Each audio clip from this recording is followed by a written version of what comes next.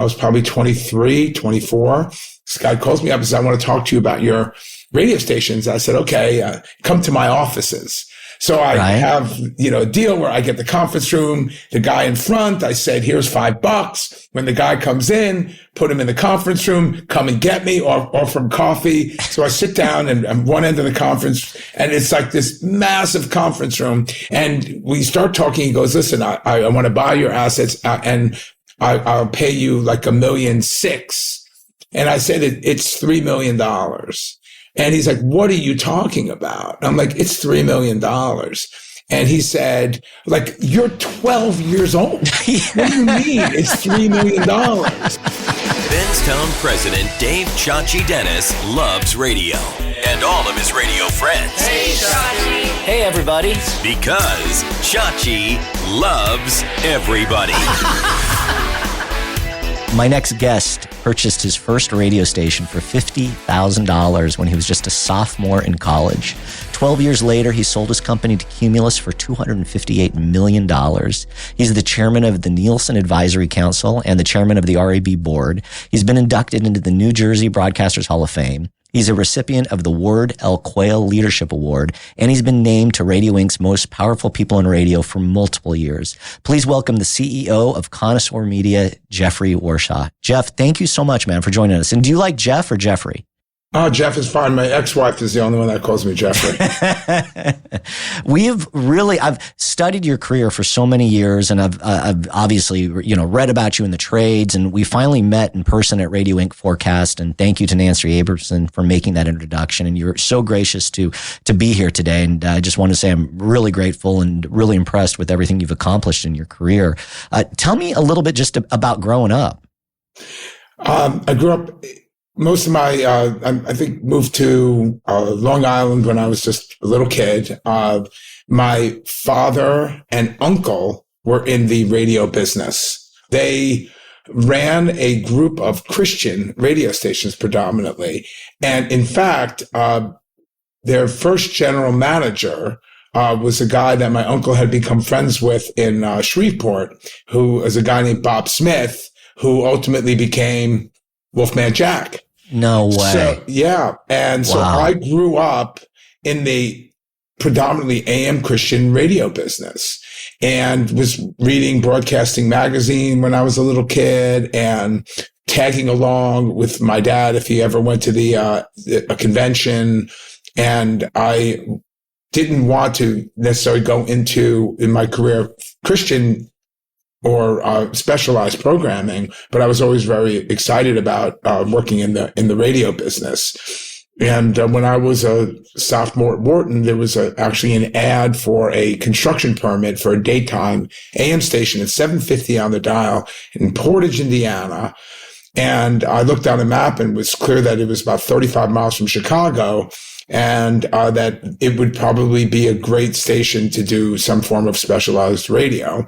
So my brothers and we pooled our $8,000 each of our bar mitzvah money, and my aunt put in $25,000. And my job was to find the money to actually build it. I love that story. So you're obviously a bright kid. You get into Wharton, but you're interested, it sounds like, on the business side of the business. That is what you gravitated to more than being on air, for instance. Oh, sure. I was an entrepreneurial management major at Wharton. I've never really had a job.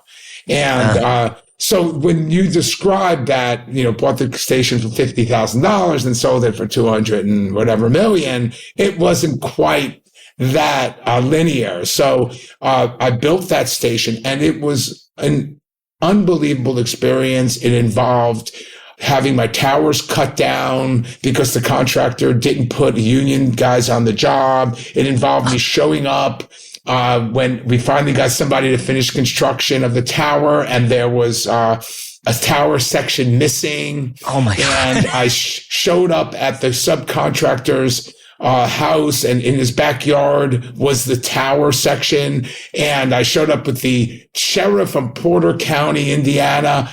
And I remember he says, you can go up to the front door yourself. Don wouldn't bother you. And I show up, and, I'm I don't know, I was 21, maybe not 20. And the guy like showing me that he's got a gun. And I'm like, I'm like, listen, that's my section of tower in your backyard. And we end up getting the tower up. And then it was too cold to put in the ground system. So I said, what do they do if somebody dies? And they said, well, you get a backhoe and a ditch witch. And I'm like, let's get one of those. And we finished the last 6 sections, of the last 6 radials of the ground system, and got it on the air, and ultimately sold it a couple years later for $2 million. And I took my 300,000 of that, and I bought some distressed. What happened was I saw there was some distressed radio debt, and I went to ultimately a friend of mine's dad who lent us the money. I had a little teeny office in this shared office in the city. It was a beautiful office, but I had like this little teeny, I don't know, little cubicle, glorified cubicle, but I got the use of the beautiful conference room once a quarter. And I was, in business, I'm making copies, and I bought this distressed radio debt, and I get a phone call from this guy who has a company called Radio Oz, children's broadcasting. And he says, I want to come talk to you about buying your radio stations. So I go to the guy in the front, and that gets coffee for people. And I said, listen, I'm going to get this guy. He's going to come. I want the conference room. This is my once a quarter conference room. It's a gorgeous conference room. It had 60 chairs around the table. They used it for like, these, movies. And it was an incredible conference room. Have you graduated by this point? I had graduated. Yes. I was fresh. I was like, maybe 20, I don't know. I was probably 23, 24. And I want to go back to just Portage, Indiana, and the station. So you sell it. I mean, not only did you just buy it, you built an entire station literally from the ground up, from scratch. You guys put it on the air, and then you sell it in your share for $2 million, but you share your share of that is $300,000. So you're 20, 21 years old, and you've got a $300,000. And this just blows my mind, your entrepreneurship, and I think just your maturity. I think so many people at that age with $300,000 are like, I'm out of here. I'm going to Tahiti. But you decide then to take that $300,000 and reinvest it into this distressed debt deal? Yeah, well, I was married, and I was going to have kids. I wasn't really going to be, like 300,000 wasn't going to like save me. And I was living in New York City. Come on. And so I found this deal, and my friend's dad lent us $1 million at, what turned out to be, very lucrative rates for him. Okay. And we each put in 200,000, and we bought this debt for $1.4 million. And so this guy, back to the conference room, this guy calls me up and says, I want to talk to you about your radio stations. I said, okay, come to my offices. So I have, a deal where I get the conference room, the guy in front, I said, here's $5. When the guy comes in, put him in the conference room, come and get me or from coffee. So I sit down and I'm one end of the conference, and it's like this massive conference room. And we start talking. He goes, listen, I want to buy your assets, and I'll pay you like $1.6 million. And I said, it's $3 million. And he's like, what are you talking about? And I'm like, it's $3 million. And he said, like, you're 12 years old. What do you mean it's $3 million? And I said, well, you're here. Like, you want my assets. If you want them, it's $3 million. Here's my card. And I had already had a card designed with a logo and everything. And I give him the card. And he's like, why do you have a logo? You're like 12. And I'm like, well, I'm in business, and you want my station. So let me know if you want to buy them. So I sold them for $3 million. He paid $3 million. And this was Marsh Broadcasting. That was Marsh Broadcasting. That was Marsh, which you paid 1.4 for ultimately. And we sold for $3 million, right? And a handful of months later. It was 4 months, yeah. That's unbelievable. And how old are you at this point? I was 20. I was 26, maybe, something like that. 26, 27. Yeah. You obviously have a phenomenal education and in a great background, but are you just kind of learning excuse my language, learning this shit as you're going along? Yeah. Well, I mean, it's not like, when you're at Wharton, they teach you how to buy distressed radio and to like have a business card where you make you believe you're somebody like that's really of substance when you're just like a scared little kid. Right. And so then, the guy who I'd been in business with, his father had this big house down in, Antigua. So my wife was friends with my then wife was friends with his wife, and we had little teeny kids, and we went down to Antigua, and I'm like, what am I going to do next? And I was standing in the water, and I was like thinking, and I'm like, I remember Mike McVeigh had this station in Flint, Michigan, and like it's now 1991.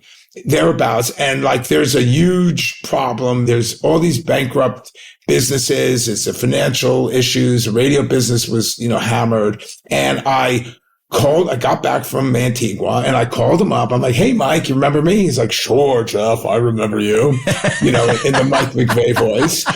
And I said, how you doing? And he says, I'm doing great. My consultancy is doing great. I said, how you doing in Flint? And he's like, well, my stations are doing great, but I owe the bank a bunch of money, like $6.5 million, and I'm personally guaranteeing it. And I said, well, if I could get you off the hook personally, would you allow me to negotiate? Would it be okay if I negotiated with your bank? And he said, sure. So I went back to my investor and he said, look, I'm not interested in like operating a business. Like if you want to sell it, cool. But I said, well, this is a keeper. And I had one of my oldest friends. He worked for a family office who had provided startup capital. They were extremely successful industrialists, but they had also provided startup capital to other entrepreneurs like Teddy Forsman from Forsman Little and Tom Steyer from Farallon, and who ran for president, if you may remember. Yeah. And he used to tell me about these people, and I'm like, who are these people? He goes, well, whoever there's someone who Tinicum, that was the name of the firm, thinks is smart. I said, well, maybe I'll be someone who Tinicum thinks is smart someday. He goes, whoever Tinicum thinks is smart makes a lot of money, but it's really hard to be someone who Tinicum thinks is smart. So I said, well, maybe someday. So I brought him my first deal and they laughed. $1 million. What are they going to do with $1 million deal? And then I brought them this other deal and they laughed. Like, what are these, these rich industrialist guys in New York going to do with a black station in Flint, Michigan? They thought it was, funny that my friend brought it to them. And then Goldman Sachs brought them a bunch of radio assets. And my friend said, look, my buddy has a much more sophisticated approach to this. You should meet with them. So I went in there to their fancy offices and these beautiful offices, and I told them what my plan was. And I said, to buy these assets, I said, at the time you could only own 12 AM and 12 FM. So these kind of medium-sized markets are really are ignored by the largest and most sophisticated companies. And also, I believe that even if it's an unglamorous market, if it's under-radioed, you can make a lot of money in those markets. So Flint, Michigan has essentially 3 FMs. Oh, wow. And that's they it. were all wildly successful. And they said to me, are you willing to invest? I said, I'll invest all the money I got. And they said, okay, we're going to give you $15 million to start buying stations. Unbelievable. So if you don't mind me asking, how much was all the money you have in 1991? I had just was in the process of buying a house, and I put in like $400,000 or something like that. It's just a substantial amount of money when you're especially. And I said to them, well, we're going to put $3.5 million into this first deal, and I own whatever percentage that was. I don't want to get diluted as we put more money in. They said, don't worry about it. We'll lend you the money to stay prorated because we want you on the hook. Like, we want you. And so you go in and you renegotiate the money that McVeigh. I buy the bank debt. I see. At 50 cents essentially on the dollar. And I let Mike off of his guarantee and I give him a small consulting agreement. He's as happy as can be because he's now off the hook. And we get these great assets, and the bank is happy because they had no hope of getting paid any real amount of money in the short term. And they probably had marked down their loan to wherever we paid for it. And it worked out great. We ended up with $1 million cash flow stations for about $3 million. So at this point, you were negotiating with bankers. You were negotiating with family offices. This is now the third transaction that you've completed. You're in your mid-20s, obviously a big risk taker. So is your wife supportive of all this, or is she kind of like, oh my God? Yeah, she was supportive. I mean, she believed in me. She's like, grew up in a typical entrepreneurial Jewish family as well. So it wasn't like, it was a strange thing. And, I didn't even think there was a chance of failing. Like there was no way I wasn't going to be successful. That was my perspective. It was not optional. And so we then, we went into business, and, I moved I kept my little office, and then I moved my offices and my home the same day to, Westport, Connecticut, and I opened up a little office on Main Street in Westport. And, we subsequently bought, Quad Cities, and then, Youngstown, Ohio, real glamour markets. Yeah. But again, like tending to be under-radioed markets. So if you think about it, in the Midwest, there's lots of cities near each other, where like Youngstown is like Cleveland, and you've got Pittsburgh, and you've got Buffalo, so it's not like Charlotte, where there's nothing around. So even though it's fast growing, there's 15 sticks in Charlotte. So in these markets, they had 3 or 4 or 5 FMs. And, my thinking was, if you could own one of 3 or 4 or 5, everyone was making money. So then the rules changed. The first duopolies came, and we did one of the first duopolies, and that was in Quad Cities. And that's when I met David Bevins, who I've been with for many, many years. He was running the stations for Goodrich Broadcasting. And then we bought one of the most successful operations we ever bought. We bought Rockford, and we bought 2 stations, 2 FMs and an AM at once, and consolidated them. And that was very successful. As you're buying these stations and the family office is giving you the money to finance it, are you also throwing in along the way? No, I have no money left. I'm borrowing the money from them. Wow. And then around 2 years into that relationship, I got a phone call from this woman in Boston, and she introduced herself and said, my name is Peggy Koenig. I'm with Abry Partners. We've been watching you, and we'd like to come down. I'd like to come down and meet you. So she came down to New York. She said, we've heard a lot about you, and we'd like to buy your company and give you a whole bunch of money to continue to grow it. And I said, well, my partners seem pretty happy. And we ended up making a deal where Abry came in and gave essentially all their money back to my original partners. Plus they retained 43% of the business, and Abry owned around the same. And then they allowed me to buy out whoever wanted out at that price. And of course, continue to borrow the money and personally to stay pro rata. And so at one point, right before we ended up selling a number of years later, the interest on this loan, if I had to pay it, was like 3 times my income. And so I was really I was all in, they say in the ham and cheese sandwich, the cow is involved and the pig is committed. Well, I was definitely the pig in the ham and cheese sandwich. But you had a formula that was really working. You were buying in these under-radioed markets, and the stations were turning basically and then consolidating them when the rules changed, right? And did you foresee the 90-60 regulation coming? Was that something you could kind of see in the horizon? Well, first in 94, there was the first duopoly, and then it changed in 96 to be. Oh, okay. Right? Got it. So there's 2 different. But, one of the things that I think is one of the most important things that ever happened to me was, I was, rocking and rolling and making deals. And, I was really fortunate that my original investors had a guy that worked there as a partner who had been a former Bain consultant, and he was helping out and helping me, helping us on a part-time basis.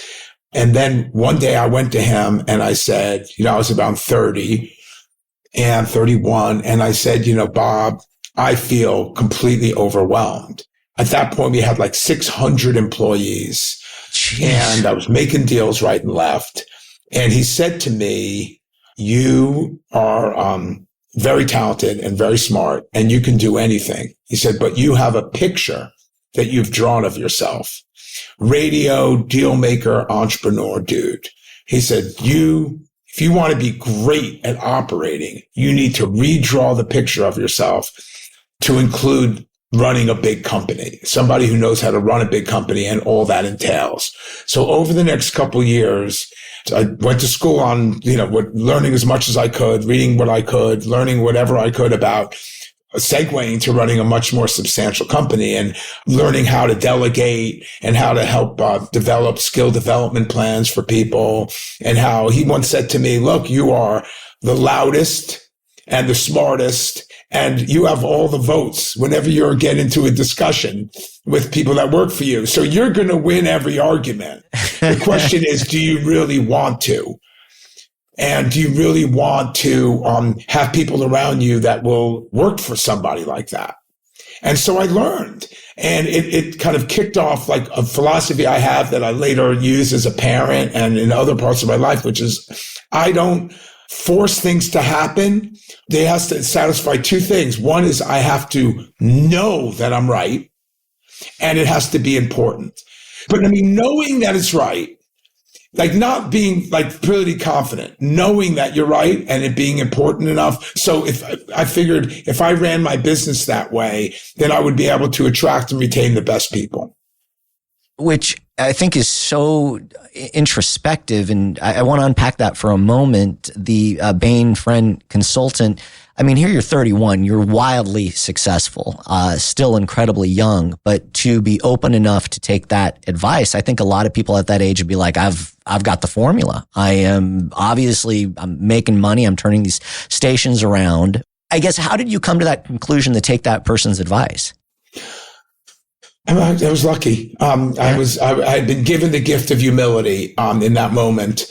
And it's happened to me in my life a couple of other times that I can think of where I was, either through desperation or I've been given a glimpse of willingness or humility to recognize that I didn't have all the answers and that I could learn and from others and that I didn't have to, be right all the time. And it didn't have to just be my way.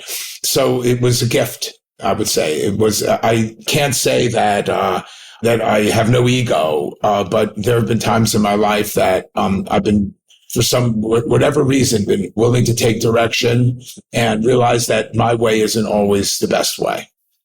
And so as you're now relearning and re-educating yourself, are you doing this formally at another school, or these are just... No, I didn't have time for anything. I was on a plane, I read a great book called A Great Place to Work, and it talked about how after somebody gets paid kind of a fair amount, that money becomes like the seventh most important thing to them.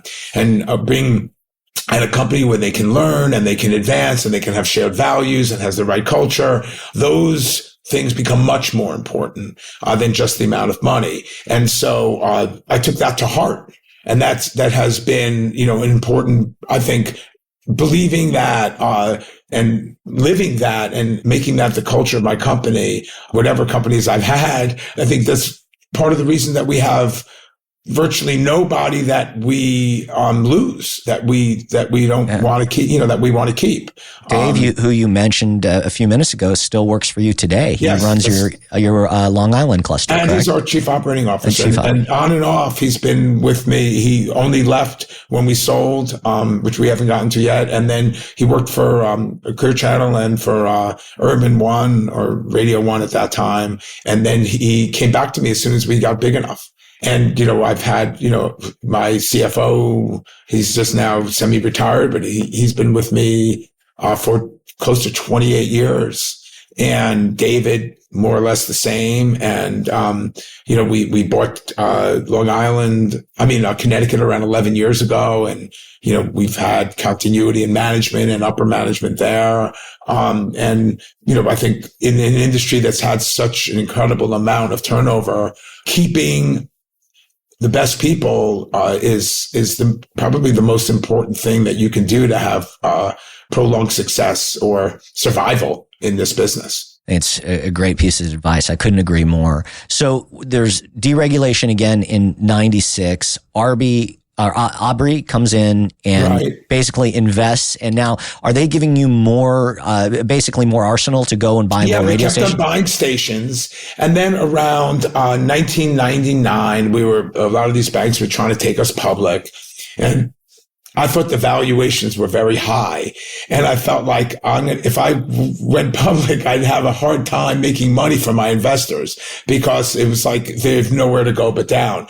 And I couldn't really make deals because, at that point, Capstar and, Clear Channel and those guys were buying up tons of stations.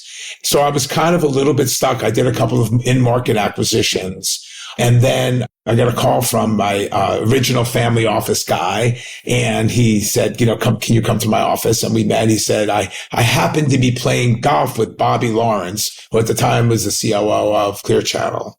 And he said that he thinks that Clear Channel would pay us $190 million for the company. And I said, oh, that's not enough. And he's like, what do you mean? I said, it's not enough. We get much more than that. And he's like, what are you talking about? That's a crazy multiple. I said, well, I think, we could get at least 215. And if I could get 215, I would sell. And I'm sure that I could get Aubrey to sell. And, he's like, 215. Like, okay, sure. And, I said to him, this is one of my favorite stories. In the day when I first went to borrow money, when I was with them, I was really young, and they called me up the day before I was going. They said, we're going to send one of our employees with you to the bank in Minnesota. And I'm like, why? I said, well, we just can't imagine sending like a 27-year-old person in and to borrow money. He doesn't know anything about the business, but he looks good. He's a smart guy. And so I said, sure. So we went. And on the way back, he upgraded me to first class. And they sent a chaperone with you. Yeah, he showed me what the little notch on the napkin was for, to put on your button. And, so you get served. So I never forgot that. And he started telling me about the Ruttenberg family, who was the family that had first backed me. And he told me that they have this hunting lodge in Scotland. And it's a 29,000 acre hunting lodge. And I said, well, maybe if we make a lot of money, I'll get invited to this place. It was called the Gannicke. And he said, no, you're never getting invited to the Gannicke. And I said, well, that's kind of harsh. What do you mean? He goes, like, you don't get invited to the Gannicke. Like Lord Rothschild, he gets invited to the Gannicke. You don't get invited to the Gannicke. I said, well, maybe someday. So when I got called to Eric Ruttenberg's office and he told me that, that we could get 190 and I said 215, I said, listen, Eric, if I can get more than 215, will you invite me to the Gannicke? And he said, sure. Okay. And so I had real incentive. And believe it or not, a short time later, maybe a week later, I get a phone call from Regent, who was Terry Jacobs. And he says, we'd like to buy your company for $220 million. Jeez. And I said, nah, 230 is my lucky number. And he said, okay, we'll pay you 230. And you have a month to kind of raise the capital. You have a 1 month option. Okay, you were giving them a month to raise the capital to buy. Okay, got it. Yeah, and they had an option. And then I'm not sure how, but it leaked to the trades that we were selling for $250 million. And amazing. 31 days. So one day after, I get a phone call from Richard Weening, who at the time was running Cumulus. And he said, we want to buy your stations, but we're only going to pay you $240. And I said, well, you're killing me. How about $242? So we made a deal at $242. And we went through this, exhaustive process, and we signed a deal to sell it to Cumulus for $242 million. We filed with it for FCC approval, and we're waiting for FCC approval. And lo and behold, Cumulus gets found to have had accounting irregularities. and the stock goes from wherever it was, $40 to like, $3. It was some crazy thing. Wow. And they clearly didn't have the money anymore. So they say they still wanted to buy it. So I went back to my partners. I said, they still want to buy it. So one partner said, we want a bigger escrow. And the other partner said, we want what's called a confession of judgment. So they couldn't contest the escrow. And I said, I want more money. And so we made a deal that every month that went by, the price went up and the escrow went up. And we filed in November of the Thanksgiving of 1999, and we gave them till October 2nd of 2000. And they ended up selling 81 stations to iHeart or, Clear Channel to close the deal, to avoid bankruptcy, because by the time we closed, our escrow was $81 million, which would have bankrupted them. They would have lost $81 million and had nothing to show for it. And so they got the money to close my deal by selling 81 stations. We had 39 stations they sold 81 stations, I believe, to Clear Channel at the time. And literally, we got the money at 4:00 on the last day that they could send it without losing their escrow. And the God's honest truth is, even though we would have gotten $81 million for free, we were happy they closed, because by then it was, clear that the price that they were paying was pretty lofty.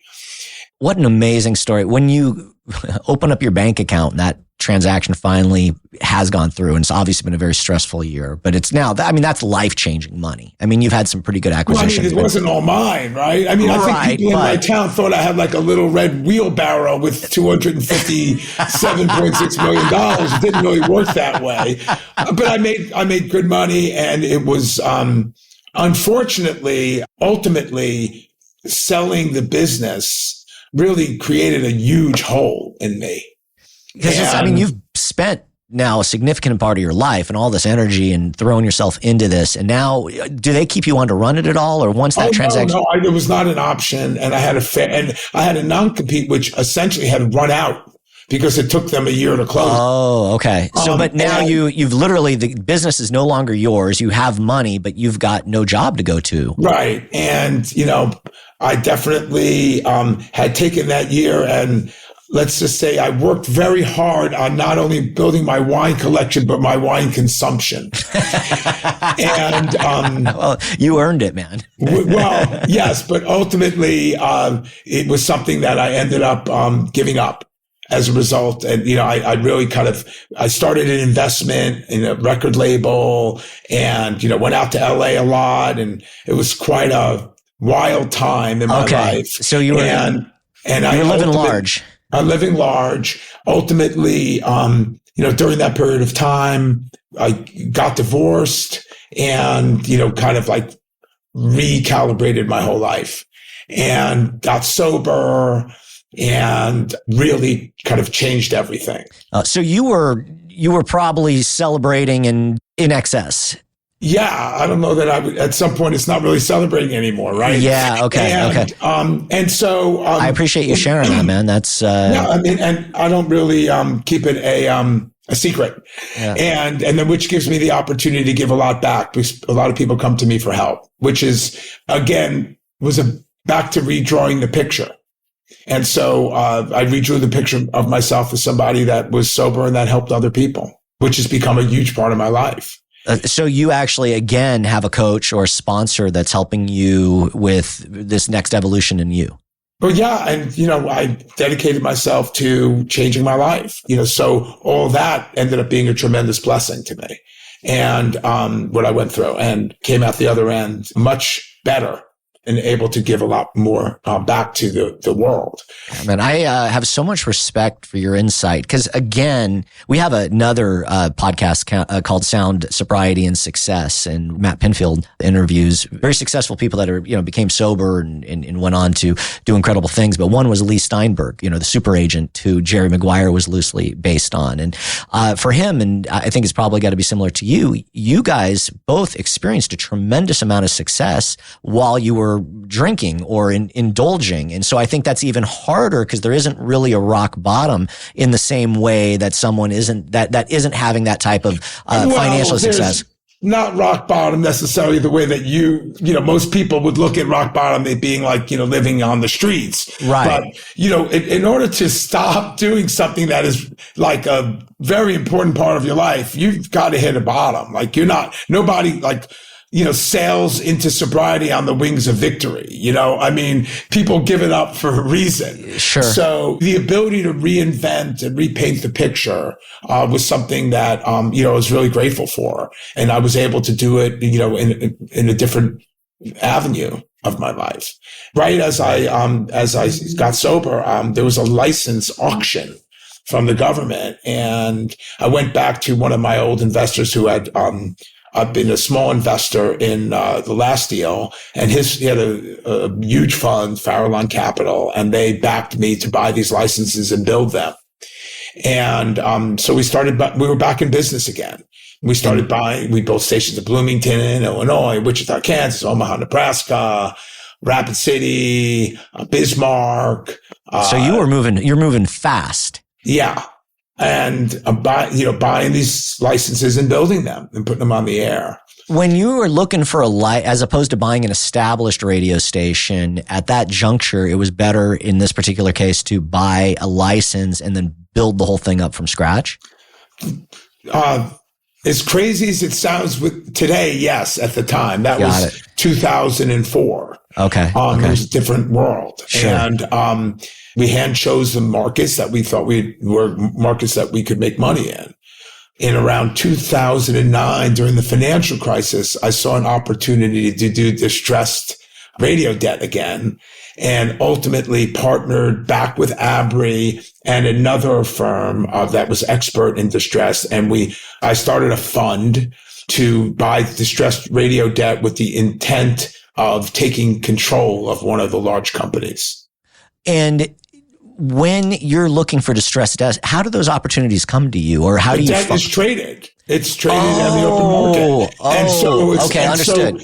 Guys Bonds, that have funds that do this, and so having somebody that had expertise in not only understanding how the distressed debt worked, but actually operating and having done it now several times. There was another period of time actually between selling the business and starting the new one that I advised the same fund to a spectacular success in the bonds of something called Big City Radio. And it was one of the great successes of my career that we bought a ton of these bonds and ultimately forced to sell the company, and was very successful doing it. So I had now done distressed debt like 4 times. Fast. And then if you buy enough of it, do you eventually get control of the company? You can. In the case of this time around in 2009, 2010, I put together the money and a deal where I got this big management fee and a piece of the action. And then the intent was to take over control of one of these companies and then run it. I see. And so we bought at the time a bunch of debt in what was then called Entercom. Sure. And we bought a ton of the debt at like 45 cents on the dollar, with the intent of getting enough to prevent them from refinancing the business so that we could ultimately try to get control. And it actually, the debt traded up from like 45 cents to 95 cents in a really short amount of time. Because people saw that you were buying it? It was undervalued. Okay, got it. And like in 3 months. And, I sent, you mentioned Jerry Maguire. I sent what I call my Jerry Maguire letter saying, we are not going to be able to execute our strategy. I think we should sell and take our profit.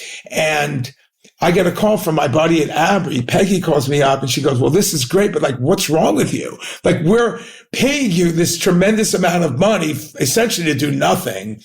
And, like it's only, you're going to get interest. You'll make a lot more money if you don't sell now. And even if you don't get control. And I said, but we're not going to be able to get control. And so it doesn't feel right for me to continue to make the money. Like, just take the money and take our profit. Right. And she was like, it's great for us. Can't believe you would do that. And so we did. And I did it because I thought it was the right thing to do. So it was very successful. So you ultimately sold. Yes. Yeah. In 3 months. Got it. In 3 months. Got it. And you basically doubled your money because you were buying it at 45 cents and it turned around and was selling at 90.95. That's right. And it was a fair amount of money that they invested. And then, a couple years later, I got a call from who was a guy that at Farallon who had become one of my closest friends. And he said, look, you're the last investment in our side pockets. We kind of need you to sell at this point. It's been however long it's been, 10 years or something. And how many stations do you have at this juncture?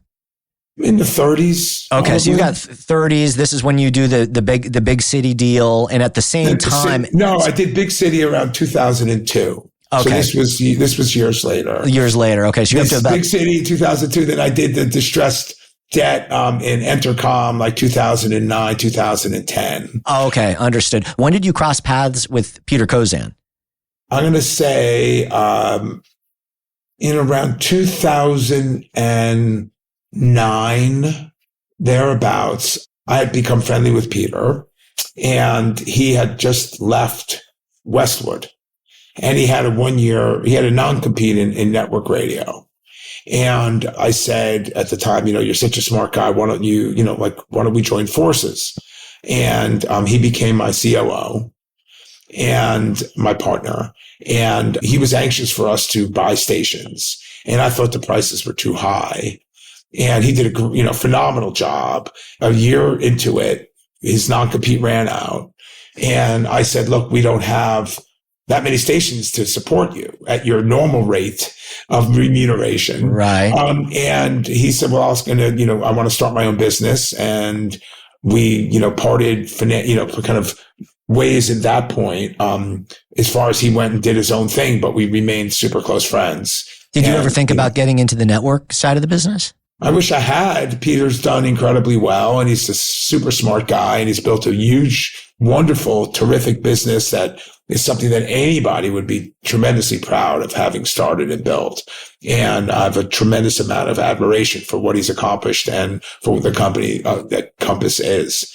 In fact, we've done business together subsequently, and we now syndicate together Anna and Raven, who I think just crossed 60 stations. Congratulations. Compass has done a great job.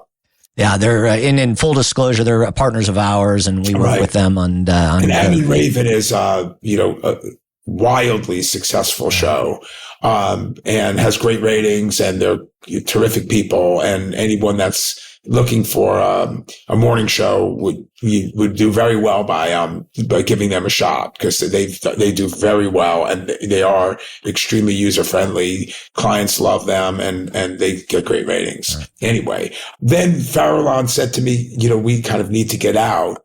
And, nobody was putting money in the radio business at that point. Okay. This is now recession, right? Right around that era. Yeah. Yeah. And I met with and decided to partner with the Perot family.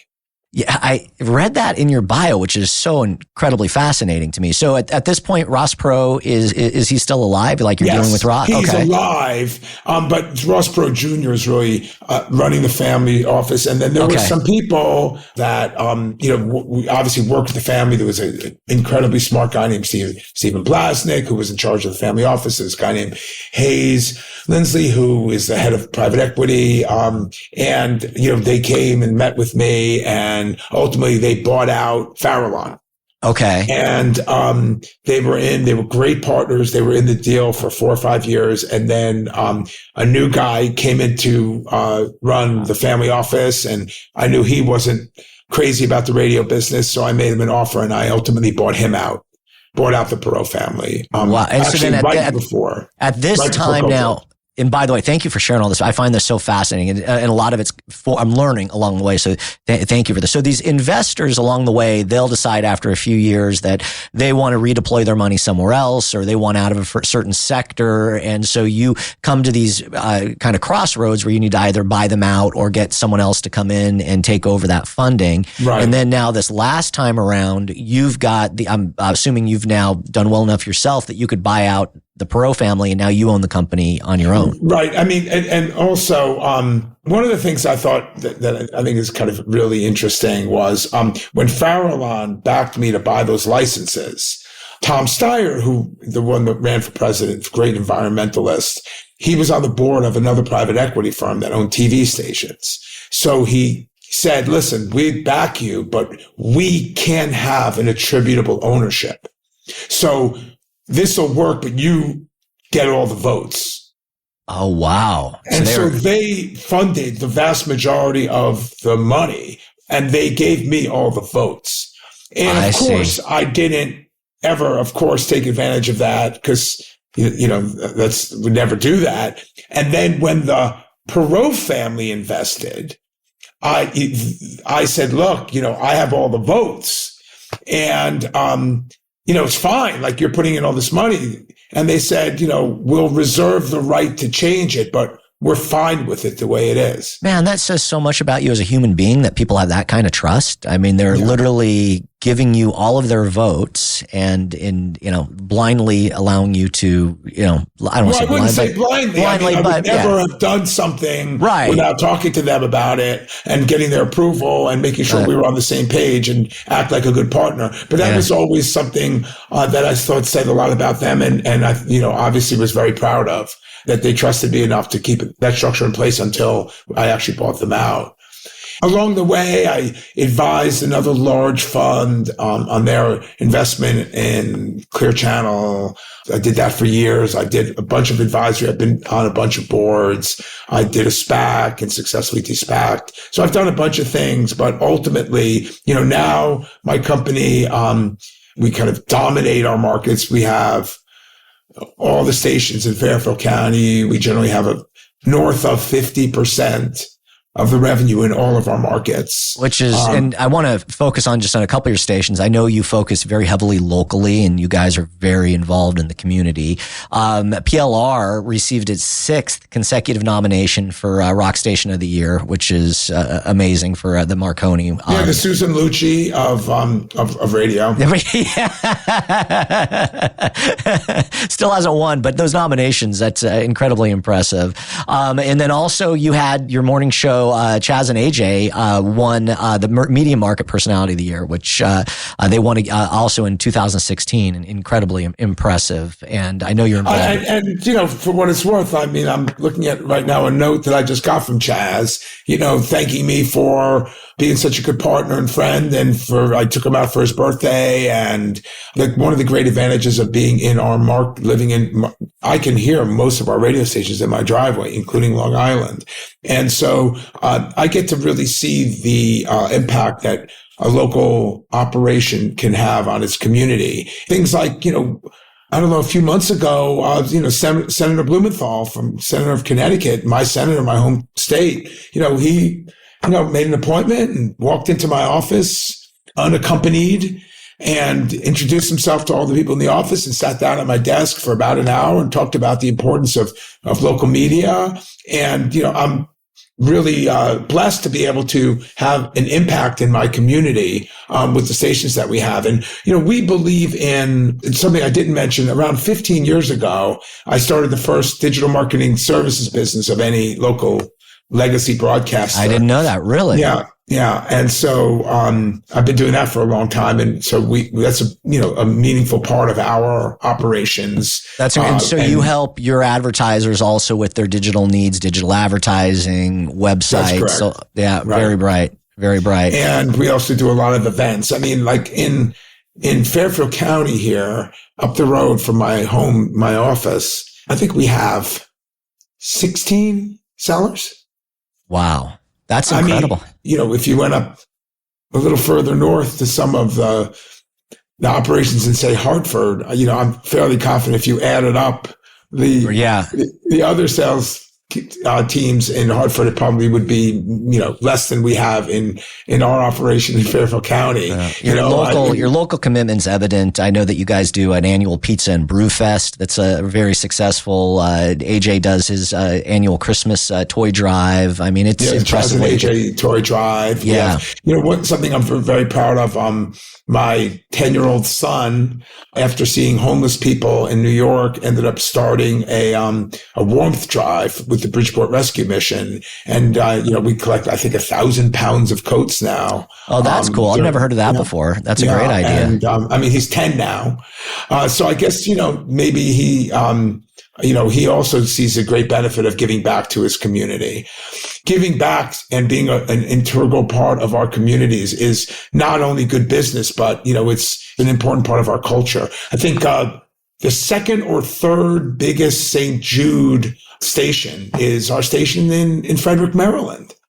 No kidding. That's great, and man. So in which we inherited that effort from when we got it from iHeart, and it's only grown since then. It's incredible cause. You punch above your weight class to be number 5. That's really impressive. I think it might be even higher, but we take it all very seriously. We know that our communities, our clients, and our colleagues are the 3 kind of factions that we need to serve. You are obviously a tremendous leader in this industry, and I think one of the gutsiest human beings I've ever spoken to accomplish what you've accomplished and to work with the offices and the banks and the lenders. I mean, it's just wildly impressive. Where do you see right now being an owner-operator, a successful owner-operator? Where do you see the industry going, and what are your thoughts on that in general? I can't speak, to other people's strategies. Some have been more successful than others. I believe that the future of our business is to obviously continue to serve our communities with quality programming and efforts and events and things that are valuable to our communities. I believe that being able to offer a wide range of solutions to our clients is extremely important. And I think that local has been, if not abandoned, certainly not as much of a focus of some of the other local media companies as it has been for us. I believe that radio continues to be important and valuable, and that also our sales staffs are increasingly important and valuable.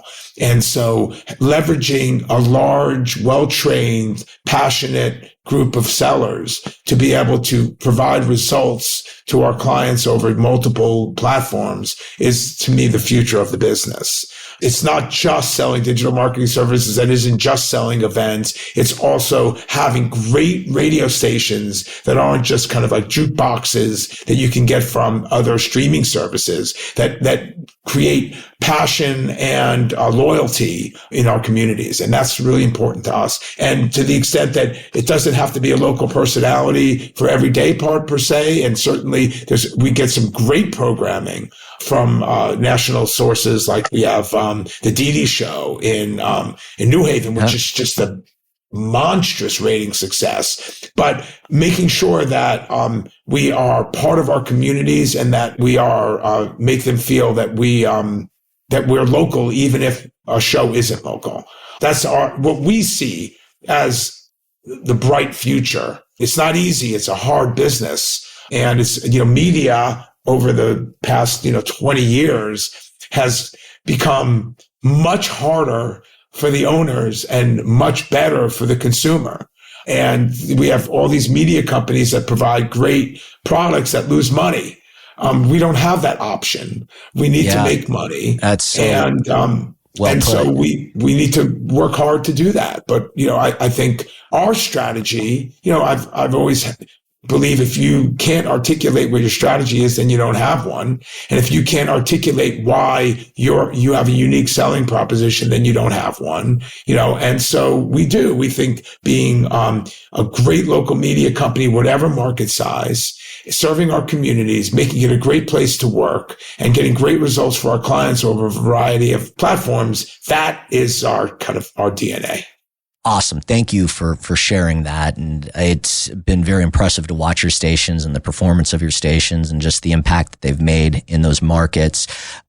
It was, I think, the biggest story of 2022 and something that I was just like, wow. And really candidly, I didn't know much about, I'm learning so much about you now, but when you made the offer to buy Cumulus for $1.2 billion in 2022, it actually, for me, it was like this shot of, and let me back up for a second. Cumulus has been, they're partners of ours and Westwood One. We've been with them for many years and we've had a phenomenal partnership with them. But that there was excitement that someone was coming into the industry and wanting to, not coming, you're obviously a veteran in the industry, but was going to invest money into the industry and do an acquisition of that size. Because as of late, and it actually goes back to your parents' root, really all the acquisitions have been religious broadcasters as of late. And so do you see yourself potentially going into a big acquisition like that again?